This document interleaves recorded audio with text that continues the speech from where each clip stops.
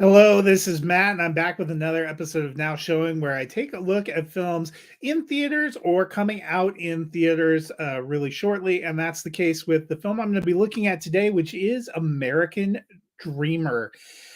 All Phil Loader, played by Peter Dinklage, wanted was to own his own home. His life wasn't going as he'd hoped. He didn't have a lot of success in his career or his personal life. He didn't have a great parking spot or a great car, but he wanted a little place to call his own where he could write his novel. When he came across an ad from Astrid, played by Shirley MacLaine, it seemed like an offer too good to be true. With the help of his real estate agent, played by Matt Dillon, he took her up on that deal. But what Phil found was his dream, his true dream, was something more than he'd imagined. Again, this film, American Dreamer, draws inspiration from a true story that was featured on the radio show This American Life. In the film, writer Theodore Melfi sets Phil in the middle of something of a crisis. It's an engaging, sometimes funny journey through him achieving his goal, only to realize it's both more and less than he'd imagined. Once Phil sells all of his possessions to raise the funds for a unique home purchase, he finds that there might be other claims on Astrid's holdings. He hires a private investigator, played by Danny Glover, to sort things out, but mostly he takes it as a sign that this, like the rest of his life so far, just isn't meant to work out as he'd hoped.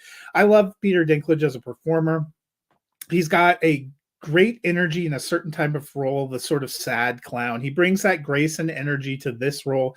His scenes opposite MacLaine are sweet, but I particularly enjoy his back and forth with Dillon and Glover. There are some real fun scenes there. There are some moments of pure comedy that are delight. There's also some emotional catharsis for Phil in the third act that really resonated for me.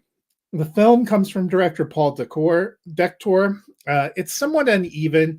That's probably a result of the story, which sometimes zigs when it really ought to zag. American Dreamer has its moments. I appreciated the cast and really appreciated the work of Dinklage.